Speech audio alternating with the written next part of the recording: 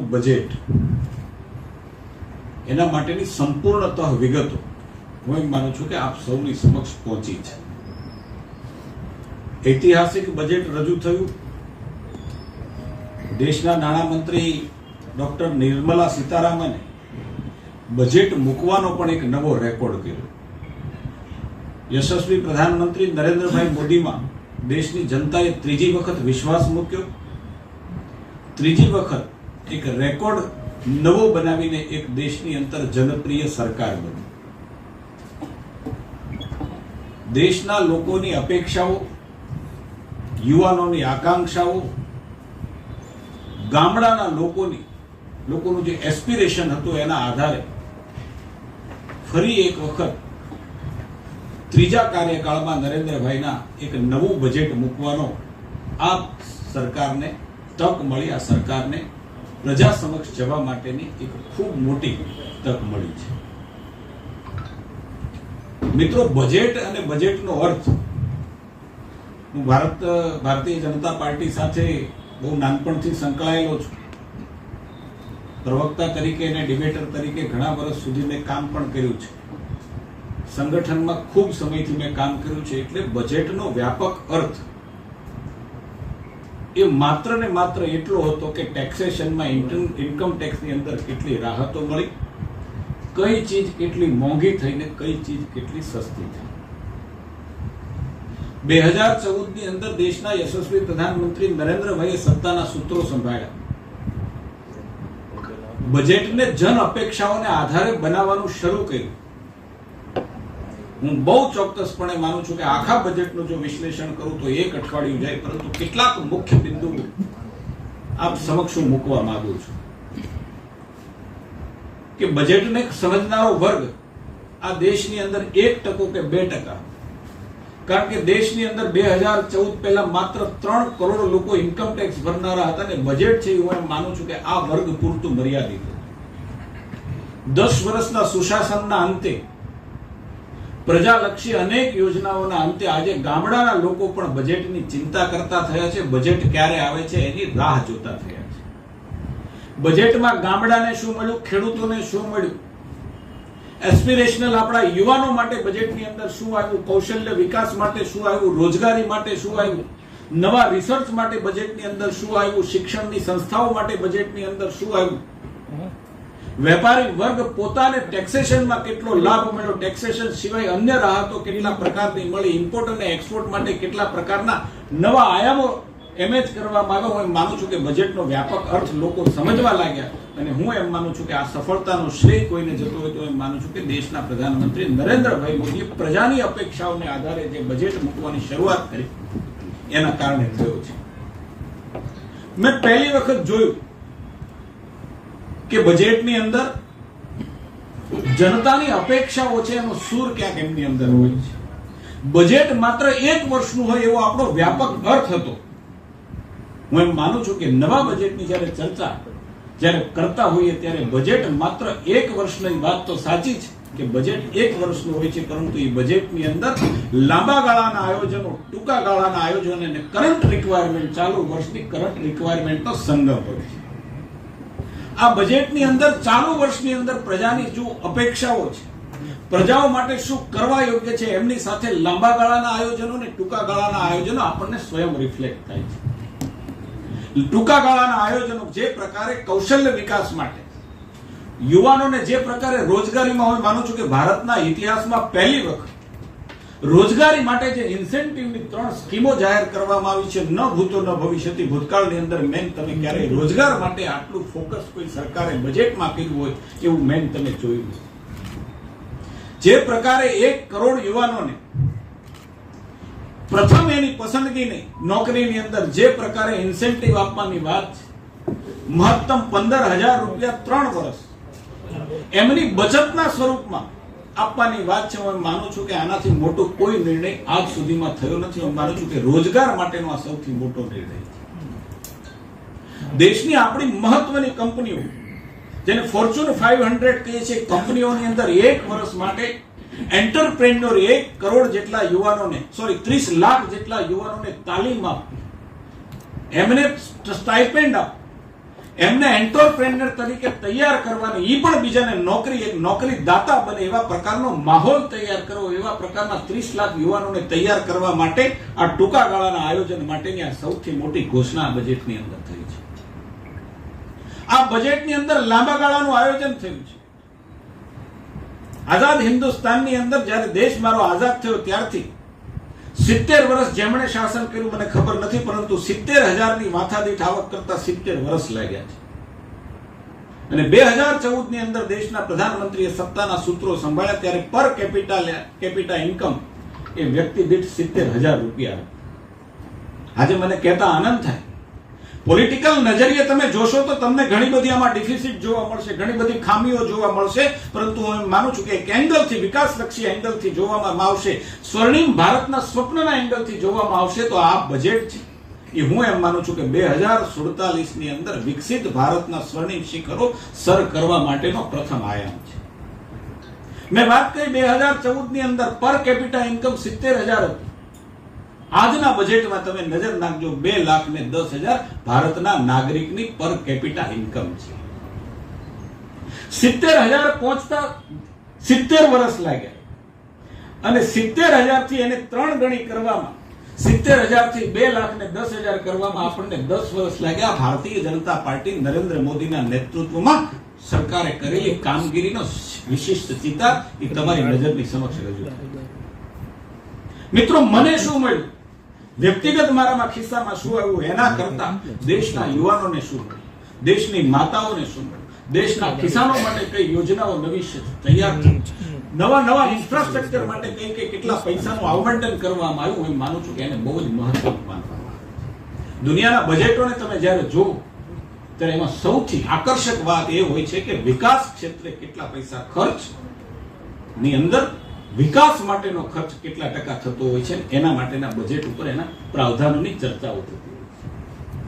પહેલી વખત હું એમ માનું છું કે ભારતની અંદર 11 લાખ કરોડ રૂપિયા કરંટ યરમાં ઇન્ફ્રાસ્ટ્રક્ચરમાં વાપરવા માટેનો પ્રાવધાન છે. આપણે તે એક સંક્ષિપ્ત અર્થ હોય છે કે ઇન્ફ્રાસ્ટ્રક્ચર એટલે શું, એટલે કે ઇન્ફ્રાસ્ટ્રક્ચર એટલે રોડ અને રસ્તા. માત્ર રોડ અને રસ્તા ઇન્ફ્રાસ્ટ્રક્ચર નથી, અનેક જાતના ઇન્ફ્રાસ્ટ્રક્ચર હોય છે. રોડ ને રસ્તા એક એનો પાર્ટ છે, પરંતુ દેશની અંદર airport, aviation infrastructure, railway infrastructure, health infrastructure, સંદેશા વ્યવહાર ઇન્ફ્રાસ્ટ્રક્ચર, આ બધા ઇન્ફ્રાસ્ટ્રક્ચરના પાર્ટ છે. સ્કૂલ અને કોલેજ, એજ્યુકેશનલ ઇન્ફ્રાસ્ટ્રક્ચર આ ઇન્ફ્રાસ્ટ્રક્ચરના પાર્ટ છે. 11 લાખ કરોડની સાથે કૃષિ ઇન્ફ્રાસ્ટ્રક્ચરને બધું જ તમે જો કરો તો 15 લાખ કરોડ રૂપિયા જ્યારે ઇન્ફ્રાસ્ટ્રક્ચર માટે વાપરવાના આવે તો મને કહેતા આપની સમક્ષ વાત કરતા આનંદ થાય છે કે 2014માં જ્યારે સત્તાના સૂત્રો સંભાળ્યા 2013 ની અંદર 16 લાખ કરોડ રૂપિયાનું બજેટ. 10 વર્ષમાં જે બજેટ 2013માં હતું એટલા પૈસા આજે 11મા વર્ષે માત્ર ઇન્ફ્રાસ્ટ્રક્ચરમાં વપરાવાના છે. આ ભારતના વિકાસની જ્યોત સ્મારક તમારી સામે જે પ્રજ્વલિત થાય છે એના હું તમે દર્શન કરો. જ્યાં 16 લાખ કરોડ રૂપિયાનું બજેટ 10 વર્ષ 11 વર્ષ પહેલા હતું, આજે 48 લાખ કરોડ રૂપિયાનું બજેટ, અને એમાં ઇન્ફ્રાસ્ટ્રક્ચર માટે જે બજેટ એ વખતે હતું લગભગ એની આસપાસના પૈસા માત્ર ઇન્ફ્રાસ્ટ્રક્ચર માટે વપરાય છે. હું એમ માનું છું કે આનાથી સારું બજેટ કોને કહી શકીએ. ખેડૂતો માટેની વાત હોય, 1,49,000 કરોડ રૂપિયાનું બજેટ કૃષિ માટે, કૃષિ ઇન્ફ્રાસ્ટ્રક્ચર માટે, નવી કૃષિની જાતો. મેં પહેલી વખત બજેટમાં જોયું કે 32 જેટલી નવી કૃષિની જાતોના 109 જેટલી એની રિસર્ચ કરેલી કેટલીક જાતો એ ભારતના ખેડૂતો માટે બજેટની અંદર એનું પ્રાવધાન કરી, એના ખર્ચ માટેનું પ્રાવધાન કરીને એને લાવવામાં આવશે. એને નવા બીજ માટેની રિસર્ચ માટેના પ્લાનિંગ સાથેની બજેટની અંદર જોગવાઈ કરી. હું માનું છું કે પહેલી વખત મેં આ જોગવાઈ માત્ર કરંટ યર માટેની નહીં પણ ભવિષ્યની અંદર પણ ખેડૂત કેવી રીતે સુખી થાય, ખેડૂત પોતાનો માલ કેવી રીતે સંગ્રહ કરી શકે એના માટેનું ઇન્ફ્રાસ્ટ્રક્ચર સહિત એના બીજ માટેની જાતો અને એને સેન્દ્રિય ખાતર એના માટેના કેટલાક પ્રકલ્પો, 10,000 જેટલા પ્રકલ્પો આપણે ત્યાં નવા શરૂ કરવા માટેનું કેન્દ્રની સરકારે આ બજેટની અંદર પ્રાવધાન કર્યું છે. જ્ઞાન શબ્દ છે, જ્ઞાન શબ્દના આધાર ઉપર આ બજેટને તૈયાર કરવામાં આવ્યું છે. કોઈ જ્ઞાતિ નહીં, કોઈ જાતિ નહીં, કોઈ લિંગના ભેદભાવ નહીં, પરંતુ જ્ઞાન, જીનો ગરીબ, વાયનો યુવા, એનો અંત્યોદય અને એમની મારી નારી શક્તિ, એના આધારે આ બજેટને તૈયાર કરવામાં આવ્યું છે. અનેક ક્ષેત્રોમાં, ચાહે કૃષિ ઉત્પાદકતા હોય, નિર્માણ હોય, માળખાકીય સુવિધા હોય, રોજગાર ને કૌશલ્ય હોય, શહેરી વિકાસ હોય, નવીનતમ સંશોધનનો વિકાસ હોય, આગામી પેઢી માટે નવા આયામો હોય, ઉર્જાની સુરક્ષા હોય કે માનવ સંસાધનનો વિકાસ હોય, આ 9 આયામો ઉપર ભારત સરકારનું આ બજેટ છે એ ભવિષ્યની ધરોહર સમાન છે. મિત્રો, ત્રીજા કાર્યકાળની અંદર 5 જ વર્ષની અંદર આ દેશ એ ત્રીજી આર્થિક મહાસત્તા દુનિયાની બને એના માટે આની અંદર સંકલ્પ કરવામાં આવ્યો છે. આપણે ફ્રેઝાઇલ 5 ની માં હતા. દુનિયા આપણા અર્થતંત્રને માંદી ગણતી. મારી પાસે કેટલાક એના ફોટોગ્રાફ છે, મારા નથી, મીડિયાના ફોટોગ્રાફ છે કે દુનિયાના નામાંકિત મીડિયા 11 વર્ષ પહેલા જે સરકારો હતી એની માટે શું કહેતા હતા, economy grow A સ્લોએસ્ટ rate in the decade in 2013. અને અત્યારે એ જ મીડિયા, મારી પાસે બીજો ફોટો છે કે India best performing among the major economic in the world. મારા આ ભારતીય જનતા પાર્ટીનું વર્ઝન નથી, આ દુનિયાના નામાંકિત મીડિયાનું વર્ઝન છે. અને એટલા માટે ઘણા લોકો મને કહે છે કે મોંઘવારી, અમે જ્યારે જતા હોય ત્યારે હા, દુનિયાની મોંઘવારીની સાપેક્ષમાં ભારતની અંદર પણ મોંઘવારી છે. મોંઘવારી વધી છે, દુનિયાની પણ મોંઘવારી. પરંતુ વધતી મોંઘવારીમાં વધતી આવક એ ભારતીય અર્થતંત્રની મજબૂતાઈ, પર કેપિટલ ઇન્કમ 3 ગણી 10 વર્ષમાં થવી. હું એમ માનું છું કે દુનિયાનો કોઈ પણ દેશ તમે જોશો પર કેપિટા ઇન્કમ 10 વર્ષની અંદર 3 ગણી થઈ હોય એવો દુનિયાનો એકમાત્ર દેશ હોય તો એ ભારત છે. 3 ગણું બજેટ કોઈનું થયું હોય તો એ માત્ર ભારત છે. 3 ગણી ઇન્ફ્રાસ્ટ્રક્ચરની અંદર તમે પૈસા વાપરવાના છો, એ રાશિ જે તમે ઇન્ફ્રાસ્ટ્રક્ચરની રાશિને ગણો તો એ માત્ર ભારત છે. આ દ્રષ્ટિકોણથી જો આપણે જોઈએ તો એમ માનું છું કે ભારતનું અર્થતંત્ર આજે દુનિયાનું જ્યારે કહેવાશે ત્યારે ખબર પડશે કે આ ત્રીજા નંબરની ઇકોનોમી છે. પરંતુ હું એમ માનું છું કે ત્રીજા નંબરની ઇકોનોમી તરફ જવા માટે શરૂઆત આ બજેટમાંથી. 1 કરોડ ભવિષ્યની ચિંતા, મેં કીધું લાંબા ગાળાના આયોજનો. 1 કરોડ ખેડૂતને વધતી જતી બીમારી, વધતું જતું કેન્સર, રોગ પ્રતિકારક શક્તિ ઘટે છે, જે પ્રકારની ચિંતા મને તમને છે, એના આયોજન માટે 1 કરોડ ખેડૂતો પ્રાકૃતિક ખેતી માટેની ટ્રેનિંગ આપે. આ કોઈ પણ બજેટની અંદર મેં ક્યારેય જોયું નથી. ભારતના ભવિષ્યનો આપણે વિચાર કર્યો હોય એવું આપણે ક્યારેય જોયું નથી. એક અમે ચૂંટણીની અંદર હતા, અમારી પાસે શબ્દ આવતો, અમે કહેતા હતા કે છેલ્લા 10 વર્ષની અંદર 25 કરોડ લોકો ગરીબીની રેખાથી બહાર આવ્યા. ઘણા લોકો અમને કહેતા હતા 25 કરોડ કેવી રીતે બહાર આવ્યા. વાસ્તવિક છે, સરકારી આંકડો છે, પ્રૂવન છે. 4 કરોડ મકાન બનાવ્યા છે 10 વર્ષની અંદર. 4 કરોડ મકાન ગરીબો માટેના બનાવ્યા છે, મારી તમારી સામે છે.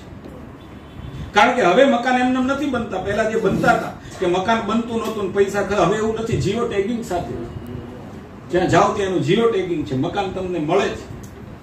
4 કરોડ મકાન બનાવ્યા. આપણે ત્યાં ગરીબીની રેખા માટેના જે આંક છે, જે માપદંડો છે, એમાં ઘરનું મકાન હોય અને ઘરનું મકાન ન હોય તો એ ગરીબાની રેખા નીચે છે. વિચાર કરો તમે, 4 કરોડ પરિવારને જેને મકાન મળ્યા છે એ ગરીબીની રેખાની બહાર આવ્યા. એક મકાનની અંદર 4 વ્યક્તિની એવરેજ ગણો, 16 કરોડ લોકો ગરીબીની રેખાની બહાર આવ્યા કે ના આવ્યા. ટૂંકા ગાળાના આયોજનો છે. હજી પણ 3 કરોડ આવનારા 5 વર્ષની અંદર 3 કરોડ મકાન બનાવવા માટે સરકારનો અભિગમ છે. એના માટે બજેટની અંદર જોગવાઈ કરી છે. નાની વાત નથી. અને એટલા માટે મેં કીધું એમ, જે પ્રકારની નોંધો દુનિયાના મીડિયા પણ લઈ રહ્યું છે. મારી પાસે બીજું એક પણ મીડિયાનું આકર્ષક જે બંને વખતે લખ્યું છે, 10 વર્ષ 11 વર્ષ પહેલા, અત્યારે જે લખ્યું છે ધેન અને નાવ, સ્લોએસ્ટ ગ્રોથ ઇન, મેં કહ્યું હમણાં એ જ લખ્યું છે. ને આમાં 5મી લાર્જેસ્ટ ઇકોનોમી 10 વર્ષની અંદર 11મી માંથી આપણે 5મી આવ્યા, 5મી માંથી હવે આપણે 3જી તરફ જઈએ છીએ. આપણને બતાવે છે કે આપણું અર્થતંત્ર કેટલું મજબૂત છે. કોરોનાના કાળ હોવા છતાં, દુનિયાનું અર્થતંત્ર નબળું પડવા છતાં, દુનિયાના દેશોની ઇકોનોમી 0 થવા છતાં, એ ઘટનાઓ તમને વિયેટનામની યાદ છે, જે દુનિયાના 5માના નંબરમાં 1 થી 5માના જે દેશો હતા એનું અર્થતંત્ર ભાંગી પડ્યું, એની ઇકોનોમી ભાંગી પડી. એમ છતાં ભારતનું અર્થતંત્ર કોરોનાના કાળની અંદર પણ આપણું મજબૂત અર્થતંત્ર. એમએસએમઈ માટે આપણા દેશના બજેટોની અંદર એમએસએમઈ માટે જે પ્રકારના પ્રાવધાનો આ વખતના બજેટની અંદર કરવામાં આવ્યા છે, ન ભૂતો ક્યારેય મેં તમને નથી જોયું. એમએસએમઈ ના કપરા કાળની અંદર સરકાર એમની જામીન બની, એમને ઋણ એના કપરા કાળની અંદર એમનું ઇવેલ્યુએશન કરવાની પદ્ધતિઓ બદલવામાં, આંતરિક ઇવેલ્યુએશન અને કંપનીના આંતરિક ઇવેલ્યુએશનને આધારે એને લોનનું અવલંબન કરવામાં આવે. પહેલી વખત મેં આ બજેટની અંદર એમએસએમઈ માટેની આ જોગવાઈઓ મેં જોઈ છે. જે પ્રકારે મુદ્રા યોજનાનો વ્યાપ વધાર્યો છે, વિચાર કરો 36 કરોડ લોકોને મુદ્રા યોજના આપણે આપી. એક દેશ, ઘણાય દેશ 50 લાખથી 1 કરોડના દેશ છે, અહીંયા 36 કરોડ લોકોને મુદ્રા યોજના, 25 કરોડ લોકો ગરીબીની રેખાથી બહાર આવવા. આવડા દેશો નથી દુનિયાના. આ ભારતની અંદર જે પ્રકારે મજબૂત અર્થતંત્ર આપણું છે, મને તમને સામે દેખાય છે. એમએસએમઈ ને પ્રોત્સાહન આપવા માટે ધિરાણ, એની નિયમનકારીમાં જે પ્રકારના ફેરફારો અને ટેકનોલોજીને સપોર્ટ કરવાનો છે. એમએસએમઈ લોન માટે નવું મેં કીધું ઇન્ટરનલ આકારની મોડેલ કરવાનું છે. મેગા ઇન્ડસ્ટ્રીયલ પાર્ક 12 નવા પ્રકારની ઘોષણા આપણે કરી છે. ઈ કોમર્સ એક્સપોર્ટ સેન્ટર બનાવવાના, ઈ કોમર્સ એક્સપોર્ટ સેન્ટર જનભાગીદારીને આધારે, ઇન્ડસ્ટ્રીયલ લોકોની ભાગીદારીને આધારે કરવાના છે. દુનિયા સાથે મારા દેશનો વેપારી તાલ મિલાવે એ પ્રકારની આમાં કલ્પના કરી છે. સ્ટાર્ટઅપના રોકાણકારોનો એક શબ્દ જ્યારે બજેટ હતું ત્યારે આવતો હતો કે એન્જલ ટેક્સ એટલે શું, અને મોટા ભાગના લોકોને એની ખબર પણ નથી. પરંતુ સ્ટાર્ટઅપની અંદર જે લોકો રોકાણ કરતા હોય છે કે હું એક એન્ટરપ્રેન્યોર છું, મારા વિચારને આધારે, મારા સંશોધનને આધારે મારે કંઈ નવું કરવું છે, મારી પાસે મૂડી નથી, પરંતુ મૂડી છે અન્ય લોકો રોકે છે. અરુણભાઈ મૂડી રોકે છે, સાહેબ મૂડી રોકે છે, તો એને જે ટેક્સ લાગતો હતો એ ટેક્સ એટલા માટે કે સ્ટાર્ટઅપને પ્રોત્સાહન આપવા માટે, નવા ઉદ્યોગકારોને પ્રોત્સાહન આપવા માટે, નવા નિવેશકોને પ્રોત્સાહન આપવા માટે આ એન્જલ ટેક્સની પણ આપણે નાબૂદી કરી છે. શહેરી વિકાસમાં મેં કીધું એમ ટોટલ 3 કરોડ શહેરી માટે 1 કરોડ નવા આવાસો બનાવવા માટે અભિયાન આ સરકાર લઈને ચાલે છે. શહેરનો સર્જનાત્મક વિકાસ કરવા માટે, પાણી પુરવઠા અને સ્વચ્છતા માટે નવા 100 મેગા સિટીઓમાં ને રાજ્ય સરકાર સાથે, બેંકોની સાથે રહી અને જનભાગીદારી સાથે, બેંકોની પણ ભાગીદારી સાથે નવા આયોજન કરવા માટેની યોજના. પસંદગીના શહેરોમાં સાપ્તાહિક સ્ટ્રીટ હાટ, નાના લોકોને સ્ટ્રીટ હાટ એટલે નાના લોકો ત્યાં પોતાનો ધંધો કરી શકે, એનું માર્કેટિંગ કરી શકે, એની નાની વસ્તુઓની બ્રાન્ડ બનાવી શકે, એના માટેનું ખૂબ મોટું આયોજન એ આ બજેટની અંદર આપણને દેખાય છે. પહેલી વખત પીએમ સૂર્ય યોજના, 1 કરોડ લોકોને 300 યુનિટ સુધી મફત, 1 કરોડ પરિવાર થાય એને 300 યુનિટ સુધી પીએમ સૂર્ય ઘર વીજળી યોજના. આ ખૂબ મોટું આયોજન છે, નાનું આયોજન છે. સૂક્ષ્મ અને નાના ઉદ્યોગની એનર્જીના ઓડિટની અમલીકરણ માટેની નાણાકીય સહાય, હું એમ માનું છું કે આ બજેટની એક નવી જોગવાઈ છે. જે પ્રકારે દેશને આગળ લઈ જવા માટે રમતગમત ક્ષેત્રને અંદર પ્રાવધાન આપ્યું છે, જે પ્રકારે દેશને આગળ લઈ જવા માટે મેં કહ્યું એમ યુવાનોના કૌશલ્ય વિકાસ અને રોજગારીને પ્રાવધાન આપવામાં આવ્યું છે, નવી સ્કીમો જાહેર કરવામાં આવી છે, એ જ પ્રકારે રિસર્ચને ખૂબ મોટું પ્રાવધાન પહેલી વખત આ બજેટમાં આપવામાં. સંશોધકોની પડખે સરકાર ઊભી રહી, નવું સંશોધન થાય, દેશને એનો ફાયદો મળે, દેશના વૈજ્ઞાનિકોમાં નવી ઉર્જા આવે, એવા પ્રકારનું કામ આ બજેટની અંદર કર્યું છે. મને કહેવાનું મન થયું કે આ સંશોધકો છે, એ સંશોધકોની બહારે કોરોનાની અંદર દેશની સરકાર નરેન્દ્રભાઈ મોદી ન આવ્યા હોત તો આપણે વેક્સિન શોધી શકત. સંશોધનનો કરિશ્મો મારી તમારી સામે છે. જે પ્રકારે દેશના પ્રધાનમંત્રીએ કોરોના વખતે દેશના વૈજ્ઞાનિકોને આહવાન કર્યું, દેશના એ ઔદ્યોગિક લોકોને આહવાન કર્યું કે તમારી રિસર્ચ લેબની અંદર કોઈ સંસાધનોની જરૂર હોય તો ભારતની સરકાર તમારી પડખે બેઠી છે. મેં દેશના પ્રધાનમંત્રીને જોયા છે કે 3 જગ્યાએ, અમદાવાદ, પુના, એ પોતે પર્સનલી જ્યારે વૈજ્ઞાનિકોને મળે છે, ફેક્ટરીઓમાં જઈ અને એને પીઠ થાબડે છે કે તમારે કોઈ સંશોધનની અંદર કોઈ પણ પ્રકારના સંસાધનોની જરૂર પડતી, એમાં કંઈ ઘટતું હોય તો ભારતની સરકાર એની માટે ઊભી છે અને ભારત સરકારની એ મદદને કારણે વિચાર કરો કે પહેલી વખત જે દેશની અંદર રોગચાળો ફાટી નીકળે પછી 12 વર્ષે વેક્સિન આવતી હતી, એ દેશની અંદર કોરોનાની મહામારીમાં દેશના વૈજ્ઞાનિકોની કામયાબીને કારણે, દેશના પ્રધાનમંત્રી અને પીઠબળ આપવાને કારણે આપણે ઘરેલું 2 વેક્સિન આપણે શોધી શક્યા અને 11 મહિનામાં દેશના કરોડો લોકોની જાન બચાવી શક્યા, દેશની નહીં દુનિયાની જાન આપણે બચાવી શક્યા. આ પ્રકારનો ઇનોવેટિવ આઈડિયા આ બજેટની અંદર પણ પ્રાવધાન આપણે આપ્યું છે. ઘણી બધી વાતો હું આપને કરી શકું, પણ મોટા ભાગની વાતો, કારણ કે બજેટને હું માનું છું કે ઘણો સમય, અઠવાડિયું 10 દિવસનો સમય થઈ ગયો છે, ઘણું બધું તમારા દ્વારા પણ પ્રકાશિત થવામાં આવ્યું છે, ઘણું બધું પ્રશ્નો અને ન સમજ હતી ત્યાં તમે પણ કરીને રાખ્યું છે. એટલા માટે બજેટ માટેની જે મેં ગઈકાલે એક દિવ્ય ભાસ્કર એનું કટિંગ છે, દેશની અંદર દેશમાં 7 વર્ષમાં ગરીબ 58% ઘટ્યા. This is not a version of Bharatiya Janata party. આ ભારતીય જનતા પાર્ટીનું વર્ઝન ગઈકાલનું દિવ્ય ભાસ્કર છે. હજી એક મારી પાસે છાપાનું કટિંગ હતું. આ બધું જ જે છે એ ભારતીય જનતા પાર્ટીની નરેન્દ્રભાઈના નેતૃત્વમાં જે સરકાર ચાલી રહી છે, પ્રમાણિકપણે કામ કરનારી સરકાર ચાલી રહી છે, એક વિઝનરી સરકાર ચાલી રહી છે, એને કારણે થયું છે. ભારતીય જનતા પાર્ટી એ સતત આ પ્રકારના કાર્યક્રમો આપતી પાર્ટી છે.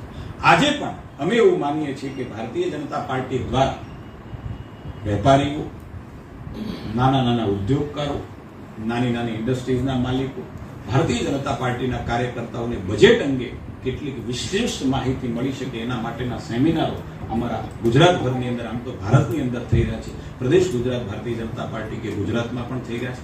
આજે પણ ઉપર આવા પ્રકારનો એક સેમિનાર છે. સાથે સાથે ભારતીય જનતા પાર્ટી આગામી દિવસોની અંદર જે કાર્યક્રમો અમે લઈને આવ્યા છીએ, વિભાજનની વિભીષિકા, દર વર્ષે એના કાર્યક્રમ 14મી ઓગસ્ટ અખંડ ભારત સ્મૃતિ દિવસ ઉજવનારા અમે લોકો છે. ભારતીય જનતા પાર્ટી દેશ માટે કમિટમેન્ટ, દેશ માટેના કમિટેડ માટે ક્યાંક આઝાદ ભારતની અંદર બલિદાનો આપવાવાળી, દેશ માટે બલિદાનો આપવાવાળી અને એટલા માટે અને આજે પણ અખંડ ભારતની કલ્પના કરી અને એટલા જ માટે દેશના એ વખતના ગૃહમંત્રી જ્યારે 370 હટાવી ત્યારે સંસદના ફ્લોર ઉપર નિર્ભયપણે કહી શકે કે જમ્મુ અને કાશ્મીર પીઓકે આજે ભારતનો ભાગ છે. અમે એને માટે જાન પણ દઈ શકીએ, એ અમારું કમિટમેન્ટ છે દેશમાં. અને એટલા માટે દેશના યુવાનો પ્રત્યે, દેશના યુવાનોમાં એ આપણો જે ભૂતકાળ છે, અખંડ ભારતની કલ્પના છે, એ ભૂલાય નહીં. એ વિભાજનની વિભીષિકા, એક કરુણાંતિકા, એક બાજુ આનંદ હતો દેશની આઝાદી માટે, બીજી બાજુ દેશના ભાગલા થયા, ભારતમાંના ભાગલા થયા, એનું દુઃખ હતું. એ ઇતિહાસ છે, એ દેશના યુવાનો સુધી તાજો રહે. એટલા માટેના કેટલાક કાર્યક્રમો એ આવતી વખતે પણ 14મી ઓગસ્ટે પણ વિભાજનની વિભીષિકા અને બીજે દિવસે રાષ્ટ્રનો નાનામાં નાનો વ્યક્તિ રાષ્ટ્રના રંગે કેવી રીતે રંગાઈ છે, 15મી ઓગસ્ટની કેવી રીતે મનાવી શકે, દેશ માટેની ભાવના એ સાર્વજનિક મંચ ઉપર કેવી રીતે વ્યક્ત કરી શકે. ઘર ઘર ત્રિરંગા, હર ઘર ત્રિરંગાનો કાર્યક્રમ આપણે ઇઝરાયલની રાષ્ટ્રભક્તિને વખાણતા હોઈએ. ઇઝરાયલની અંદર દરેક વ્યક્તિ રાષ્ટ્રભક્ત, દરેક ઘરમાંથી એક વ્યક્તિ છે લશ્કરમાં. રશિયાની રાષ્ટ્રભક્તિને આપણે વખાણતા હોઈએ છીએ કે ત્યાં લગ્ન થાય અને એનું યુગલ, આપણે ત્યાં યુગલ છે, જેમ આપણા ઈષ્ટદેવની પૂજા કરવા જાય ત્યાં રશિયાની અંદર લગ્ન થયા પછીનું યુગલ એના સૈનિકને, દેશ માટે જેને શહાદત આપી છે એને નમન કરવા માટે. આ રાષ્ટ્રભક્તિ ભારતમાં અંદર ક્યારે આવે? તો ભારતીય જનતા પાર્ટી એવી પાર્ટી છે કે ભારતીય જનતા પાર્ટી માત્ર પોલિટિકલ પાર્ટી નથી, પરંતુ સમાજમાં પરિવર્તન લાવવામાં, રાષ્ટ્રભક્તિ છે યુવાનોમાં કેવી રીતે જાગૃત થઈ શકે એના માટેના પ્રયાસો પણ અમે કરીએ છીએ. એટલા માટે હર ઘર ત્રિરંગા, ત્રિરંગાને કેવી રીતે ભારતનો નાગરિક, ભારતનો યુવાન, ભારતનું ઘર દેશનું, એ કેવી રીતે 15મી ઓગસ્ટે આઝાદ સ્વતંત્રતા દિવસે દેશને કેવી રીતે યાદ કરી શકે, દેશને કેવી રીતે સલામ આપી શકે, એના માટેના કાર્યક્રમો ઘર ઘર ત્રિરંગા છે. ભારતીય જનતા પાર્ટી વ્યાપક પ્રમાણમાં ઝંડાનું વિતરણ પણ કરશે, લગાવવા માટેનું આયોજન એઝ એ પાર્ટી તરીકે પણ અમે કરીશું. અને એટલા માટે આ 2 કાર્યક્રમો પણ એ અમારા આવનારા સમયના અંદર ખૂબ મહત્વના કાર્યક્રમો છે. અને ડીઝલના ભાવ જ્યારથી આપણે એને ફ્રી કર્યું, ફ્રી ક્યારે કર્યું એ પણ તમને ખબર હશે, અને ત્યારથી આંતરરાષ્ટ્રીય બજાર ઉપર આધાર રાખે છે. આજે પણ વેટ બધા જ રાજ્યોની અંદર વેટ છે. ગુજરાતની અંદર કદાચ તમે રાજસ્થાન જુઓ કે મહારાષ્ટ્ર જુઓ, ગુજરાતની અંદર પણ આજે એ બંને રાષ્ટ્રોની બીજા અન્ય રાજ્યોની તમે પણ કલ્પના કરી શકો એના કરતા ગુજરાતના ભાવ આજે પણ ઓછા છે. રોજગારીની વ્યાખ્યા ઉપર ડિપેન્ડ છે. તમે જો માત્ર સરકારી નોકરીને જ રોજગારી માનતા હશો તો હું માનું છું કે આપણે રોજગારી વ્યાખ્યાને અન્યાય કરીએ છીએ. હું બહુ સ્પષ્ટપણે કહું છું કે છેલ્લા 5 વર્ષની અંદર જે પ્રકારે વિકાસની ગતિ ચાલી છે, ગતિશક્તિ અને આધારે જે પ્રકારે વિકાસે હરણફાળ ભરી છે, જે પ્રકારે દેશની અંદર આજે 57 કિલોમીટરના નેશનલ હાઈવે બની રહ્યા છે, જે પ્રકારે આપણો ઇન્ડસ્ટ્રીયલ ગ્રોથ વધી રહ્યો છે, જે પ્રકારે આપણું એક્સપોર્ટ વધી રહ્યું છે, જે પ્રકારે આપણી જે કોરિડોર જેને કહી શકાય સરહદના કોરિડોર ઉપર સૈન્ય માટેનું ઇન્ફ્રાસ્ટ્રક્ચર વધી રહ્યું છે, 5 કરોડ લોકોને આપણે રોજગાર આપીએ અને રોજગાર આપી શક્યા છીએ માત્ર નહીં, સ્થાયી રોજગાર પણ આપી શક્યા છીએ. ઇન્ફ્રાસ્ટ્રક્ચર એવી બાબત છે કે ઇન્ફ્રાસ્ટ્રક્ચર છે એ આપણા ખેતી જેવું છે. ખેતી છે એ આપણી રોજગાર પણ આપે છે અને કમાણી પણ આપે છે. ઇન્ફ્રાસ્ટ્રક્ચર છે એ રોજગાર પણ આપે છે અને બીજા વર્ષથી અમાનત છે એ કમાણી પણ આપે છે. આર્ધ સમાન અલંગ છે. અલંગનો વિકાસ થાય એના માટે આ વખતે માનનીય નાણામંત્રીશ્રીએ શિપિંગ ઇન્ડસ્ટ્રીઝને પ્રોત્સાહન આપવા માટે પણ એક જોગવાઈ કરેલી છે. અમુક બાબતે અમુક નાણાકીય જોગવાઈ પણ કરેલી છે. અમુક નિયમો અને અનુસંધાને કેમ એનું ડેવલપમેન્ટ થાય, કેમ એનો વિકાસ થાય એના માટે પ્રયત્ન કરવા વિચાર્યું છે. તેમ છતાંય આપણે બધાએ આપણા ચેમ્બર અથવા આપણા ભારતીય જનતા પાર્ટીના પ્રતિનિધિઓ અને ભાવનગરનો જેમ વિકાસ થાય, વધુ વિકાસ થાય, અલંગનો અને ઉદ્યોગનો વિકાસ થાય એના માટે સતત પ્રયત્નશીલ છે. અને આપણે ઈચ્છીએ કે ટૂંકા ગાળામાં અલંગ નહીં પણ હીરા ઉદ્યોગની બાબતમાં પણ આપણે સારો વિકાસ કરી શકીએ. અને હીરા ઉદ્યોગમાં પણ આપણે જોઈએ તો ભાવનગર એક બેઝ છે અને એમાં જે આ વખતે નાણામંત્રીશ્રીએ હીરા ઉદ્યોગનો ઉલ્લેખ કરેલો છે પોતાના બજેટના પ્રવચનમાં, એ પણ ખૂબ આવકારદાયક છે.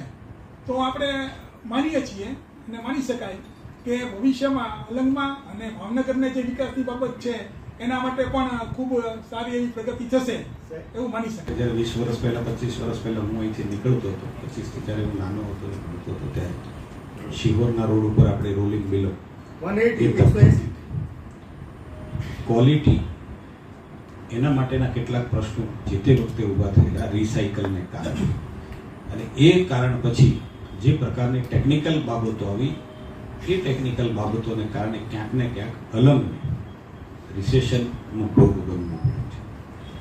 સરકાર છે બંને બાબતો અત્યારે બહુ જ ગંભીરતાપૂર્વક વિચારે છે. આપણે ત્યાં 2 પ્રકારના ઉદ્યોગ છે, શિપ બિલ્ડિંગ અને શિપ બ્રેકિંગ. આ બંને ઉદ્યોગમાં ભારતે અવ્વલ નંબર હતો. પરંતુ મેં કીધું એમ કેટલાક લાંબા ગાળાના આયોજનો જે કોઈ સરકારના હશે ને જે કોઈ એના પાછળના ઉદ્દેશો હશે, હું એમ માનું છું કે એને રેક્ટિફાઈ કરવા માટેના પ્રયાસો આજે ભારત સરકાર કરી રહી છે. સ્વયં મને ખ્યાલ છે કે હું પણ 1-2 ઉદ્યોગપતિઓને મળ્યો હતો ત્યારે શિપ બ્રેકિંગનો મનસુખભાઈનો રોલ હતો, ત્યારે પણ આ ચિંતા અમારા દ્વારા થઈ હતી. પરંતુ હું એમ માનું છું કે હજી 1-2 વર્ષની અંદર 100% આમાંથી કંઈક ને કંઈક માર્ગ નીકળશે એટલો મને ભરોસો છે. કારણ કે આપણો જે દરિયાકાંઠો છે સૌરાષ્ટ્રને મળેલી ખૂબ મોટી કુદરતી સંપદાની બહુ મોટી અમાનત. પરંતુ એમ માનું છું કે ભારત સરકાર, હું એટલું જ કહી શકું કે ભારત સરકાર આ બંને માટે ન માત્ર શિપ બ્રેકિંગ, શિપ બિલ્ડિંગ માટે પણ બહુ જ ગંભીરતાથી આપણે વિચારીએ છીએ. જે સરકાર પોતાના યુવાનોને ભવિષ્યની અંદર કરોડો યુવાનોને રોજીરોટી આપવા માટેની ચિંતા કરતી હોય, એક પણ સ્કોપ ઉદ્યોગો માટેનો એક પણ સ્કોપ, અને આ બધા ઉદ્યોગ છે એમાં માસ રોજગારી મળી શકે એવા છે, એક પણ સ્કોપ અમે છોડવા માંગતા નથી. હા, એને કેટલીક ટેકનોલોજીને કારણે પર્યાવરણના કેટલા ઇસ્યુઓ હશે, ક્વોલિટીના કેટલા ઇસ્યુ હશે, તમે જે કહો છો બીએસઆઈ અને એને રિસાયકલ કરવાના કેટલાક ઇસ્યુ છે, આ ઇસ્યુઓને કારણે પણ એટલું તો હું તમને કહું કે ઈ જે ઘરણ લાગ્યું છે એ ઘરણ બીજી સરકારમાં લાગ્યું છે, જે તે સરકારમાં અમારી સરકારમાં અમારે એ ઘરણમાંથી મુક્ત કરવા માટેનો અમારો રોલ છે. હું આપણે માત્ર પીએમ કિસાન સૂર્યોદય યોજના નથી ની વાત નહીં કરું. હું ગામડાનો જનપ્રતિનિધિ છું. એ વાત ચોક્કસ છે કે હું શહેરમાં ભણ્યો, શહેરમાં મોટો થયો, શહેરમાં કાર્યકર્તા તરીકે, પરંતુ આજે ગામડાનો જનપ્રતિનિધિ. હું તમારી સાથે ગામડાનો પ્રવાસ કરવા માટે આઈ એમ રેડી. સાહેબ હજી ઘોઘા નથી. હું આપને કહું નહીં, એક કોઈ સ્પેસિફિક વિષય નહીં, પર હું વાત તમને નહીં, કોઈ નહીં, એક specific હું વાત એટલા પર માટે વાત કહું નહીં. છું હું કે- આપને જે વાત કરું છું એ હમ. તમે ગામડાની અંદર આવો. હું તમને પ્રધાનમંત્રી ગ્રામ સડક યોજના ત્યાં બતાવું. તમે ગામડામાં આવો, હું પાણીના ચેકડેમ તમને ત્યાં બતાવું. તમે મારી સાથે ગામડામાં આવો, હું નલ સે જલ તમને ત્યાં બતાવું. તમે મારી સાથે ગામડામાં આવો, હું તમને આયુષ્માન ભારત ત્યાં બતાવું. તમે મારી સાથે ગામડામાં આવો, તમને હું પીએચસી સેન્ટર, સીએચસી સેન્ટર અને સબ સેન્ટર તમને બતાવું. તમે કયો એ બતાવો છો, તમે કયો એ બતાવો. હા, કોઈ એક વ્યક્તિ કે કોઈ એક કિસ્સા માટે કે કોઈ એક ગામમાં કોઈ એક યોજના ન પહોંચી હોય તો એને સાર્વત્રિક રીતે નહીં સાહેબ, સાર્વત્રિક એટલા માટે હું તમને એમ છતાં હું કહું કે કોઈ સ્પેસિફિક તમારી પાસે કોઈ યોજનાના કોઈ દાખલા હોય તો મને કહેજો. સાહેબ. જનપ્રતિનિધિ તરીકે સરકારનું ધ્યાન દોરવાની મારી પણ. સાહેબ. આ સૂર્યોદય યોજનાની અંદર 24 કલાક વીજળી આપવા માટે ખેડૂતોની જ વાત છે ને? ખેડૂતોની જ વાત કરું છું. ખેડૂતોને દિવસે વીજળી આપવાની વાત છે, 24 કલાક વીજળી આપવાની વાત નથી. મારી વાત સાંભળો. હું આ યોજનાને યસ, સમજુ યસ, છું ચાલો, યસ. કે જ્યાં જંગલી પશુઓનો ત્રાસ છે એ ગામડાઓની અંદર પ્રાયોરિટીમાં કિસાન સૂર્યોદય યોજના અંતર્ગત એને પ્રાયોરિટીમાં પહેલા દિવસે વીજળી આપી છે. રાત્રે આપણે 3 શિફ્ટમાં વીજળી આપીએ છીએ, એને રાતની શિફ્ટમાં વીજળી નહીં આપવાની. હું દાવા સાથે કહું કે 6000 કરતા વધારે જે સેન્સિટિવ ગામો હતા, જેને ગીરના ગામો કહે છે, અમરેલી જિલ્લાનો કેટલો ભાગ, ગીર સોમનાથ જિલ્લાનો મોટો ભાગ, જુનાગઢ જિલ્લાનો મોટો ભાગ, પોરબંદરના બરડા બાજુનો વિસ્તાર, આ જિલ્લાના મોટા ભાગના જે સેન્સિટિવ ગામો હતા એમાં કિસાન સૂર્યોદય યોજના ગ્રેજ્યુઅલી લાગી ગઈ છે. અને રાજ્ય સરકારના બજેટનો તમે જો અભ્યાસ કર્યો હોય, આ વખતે રાજ્ય સરકાર, કારણ કે ઇમ્પ્લિમેન્ટેશન એજન્સી રાજ્ય સરકાર છે, જો તમે ભૂપેન્દ્રભાઈના બજેટનો અભ્યાસ કર્યો હોય તો અમે આવનારા 2 વર્ષની અંદર તમામ ગામડાની અંદર કિસાન સૂર્યોદય યોજનાનો અમલ કરવાનો.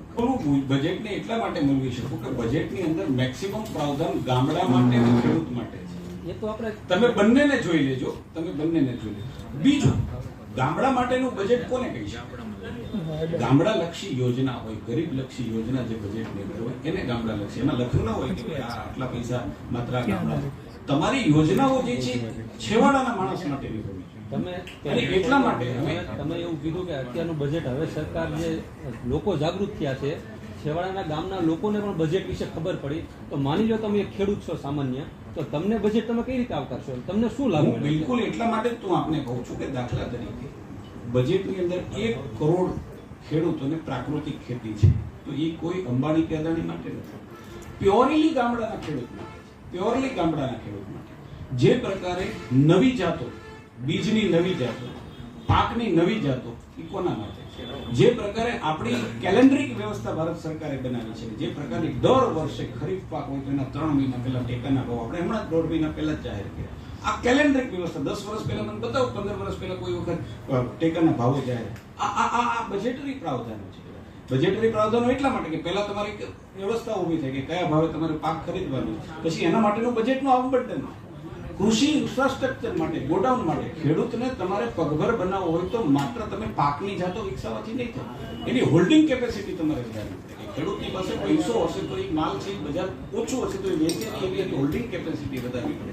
તો એની ક્રેડિટ વ્યવસ્થા કેવી રીતે થાય? તો ક્રેડિટ વ્યવસ્થા એવી રીતે થાય કે એ પોતે એ માલને હોલ્ડ કરી શકે, પોતાને તે ગોડાઉનની અંદર રાખી શકે, તો થઈ શકે. પીએમ કિસાન સૂર્યોદય યોજના તો એ ખેડૂત માટેની યોજના છે.